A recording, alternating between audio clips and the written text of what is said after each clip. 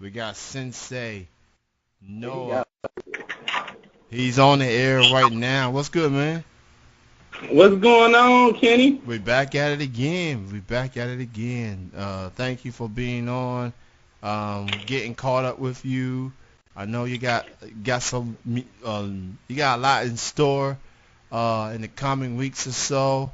Before we get into the music stuff, I want to start off by talking about you recently sent me a link recently. It was a petition about hip hop in Kentucky. Uh, and as a hip hop fan, obviously there's a lot of going on, in Central Kentucky. Uh, did you start that petition by any chance, or was it someone else? Nah, that was me that started the petition. So Okay. basically, you know what I'm saying? Kentucky has a soft ban on hip hop, and right now, like I'm starting the petition to make sure everybody is aware of this. Like it's on the hush hush, but all the artists know that it's happening, and it's just affecting the hip hop economy around here. That somebody had commented with me, basically that all the real artists are underground, and this is the reason that all the real artists are underground here is because we can't get an economy going because none of the venues want to be associated with the culture. I hear you, man. I hear you for sure. There was a show that was supposed to take place at Georgetown a couple of weeks ago. And then due to some circumstances, that show got, I guess whoever was in charge of it was at the Georgetown Bingo Hall. And I guess the mayor of Georgetown must have got involved and said, y'all can't do the show here. And then that same show got moved to Louisville instead. And I know a couple of performers that was going to be there that night that was scheduled to perform at Georgetown. They ended up performing in Louisville later that night. Moving, I mean, it's very unfortunate that hip hop is being. It feels like it's being blackballed. And I go to a variety of shows, but there's not that much hip hop shows going on in, I guess in Lexington, for that matter, because I guess like you said, a lot of the venues, they don't want no hip hop in there apparently. It's very unfortunate.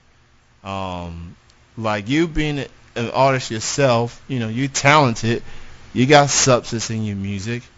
Like how frustrating it is for you as an artist for this to keep happening in Kentucky of all places. Right. It's just forcing the artist to leave. If you're not a singer, R&B, or something like that, it's forcing the artist to leave, or even to bend into different genres. And I'm not saying that's bad, but at the same time, like if the venues don't want to be associated with any of the local artists, they don't want to be associated with any of the national artists. There's been shows that have been shut down that you can talk to promoters about, and it's just more than just a Georgetown thing that's done happened. Hmm. Like, they've tried to book national artists here in Kentucky, and the parties have been shut down due to not being not wanting to be associated with the culture. They think it's a liability, and I kind of understand that. But at the same time, unless they open things up, it's not going to bring more to Kentucky. Like, we have a lot to offer, and Kentucky's too much of a musically inclined state not to be in support of the culture. That's my whole thing. I feel you, man. As the last time I've been to a hip hop show with big names was probably, I say, 3 years ago. Rick Ross, Machine Gun Kelly, Wale, Meek Mill. The show turned out okay. Nothing bad happened or anything like that. But I guess there's perception all these years later from when hip hop has started, and yet people want to distance themselves from it for some reason. You know, it's music. It's expressing yourself. Now they express themselves differently compared to other artists, but it's still expressing themselves.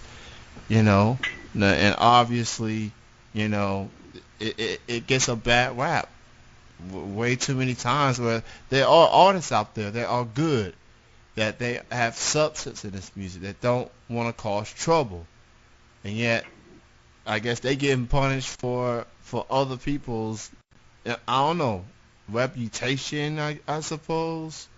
So yeah, I'm definitely gonna sign that petition for sure. Um, I appreciate that out there. yeah. Everybody go look at that petition. It's on the Sensei Nowa page. Kenny, if you would share that to your page, I'd definitely I definitely appreciate that. Just like Divine Karama, there's been so many shows and people that are co-signing onto this petition. You know, it's crazy. I talked to Divine Karama. You know, I wanted to kind of get an old head to just to give me some advice on pushing this forward. And Divine Karama basically co-signed it. He said, it's good that young people are stepping up and trying to step in the forefront, be the spearhead of the Indian oppression. Yeah. It's Divine Kawama definitely a guy to go to. I consider him my local hero, not just because of the artist he is, but because what he does for the community. And he does shows from time to time, but he's become more active with the community, and I respect him Exactly. for that. Um, Yeah. I definitely respect him for that, for what he's been able to do, and he should be acknowledged, not just for his music, but for his community work. And it's just proof that not all hip hop artists are what people projected to be, you know. Yeah. So, um, and before we get into it, man, we had a talk about you and the collaboration that you got going on. So if you don't mind, homie, why don't you talk about this collaboration, and what's it all about, with Nino Brown? Talk about this collaboration for a moment. All right. So, for everybody that don't know, we just been making moves a lot. I had a partner of mine. He go by Duece Trey. Basically get on this song with me with Nino Brown. We hooked up with Nino Brown in Florida and Miami and put this track down. It's called Kill the Game. It's hot, it's a club banger, and we just happy to be out promoting it right now. That's We're gonna release it on the 4th of July, and then we'll end up releasing the visual on y'all pretty soon after that. What was it like meeting him for the first time? Well, I mean, I've known him for a while. We Okay. met maybe 15. I met him in Atlanta, and I was down there with a man named Bar None. He's a Grammy-winning producer. He had won a Grammy with Lecrae, but he's one of my mentors. Either way, we ended up, meeting up with Nino and talking to him, just basically getting some insights on the game, and he's just really he's a real inspirational person. And for everybody that don't know this, you gonna know. And this is just big for the city in general, because we're gonna have him come up here, do a couple rap seminars, and talk to the colleges up here. Hopefully get him up here for homecoming. Oh, for Kentucky State. Yeah. Okay. That's cool. Shout out to Nino Brown doing his thing. I definitely would love to be in Miami right now, man. To tell you the truth, that's a very expensive place, but it doesn't hurt but the dream, right? Doesn't hurt but the dream. Um, but man, thank you for bringing that news, man. That was pretty cool, and it's always good chatting with you, not just about music, but what else is going on. This Tupac movie that just came out. I haven't seen it yet. There's been some mixed reviews, at least from what I'm reading in my Facebook feed, things like that. Jada Pinkett Smith, not very thrilled of how she is portrayed. She says that the parts that she was on there is lies or whatever. She's not mad at the people who portray her, the actress that portray her. She's just mad at, I guess she's mad at the director or the script or whatever. Have you had a chance to watch the Tupac film yet? And if so, what's your thoughts? Yeah, I actually ran a contest, man. We gave away 10 free tickets for that. Yeah. Shout out to the contestant winners for that. I know who they are. I went to see it last night, and I dig it. You know, it's hip hop culture. Even if now my whole thing is, if it's lies, this is the way that he's gonna be portrayed for the rest of history, because they've already written it in there. The people who control history write it. It's already written down, and people are seeing it right now.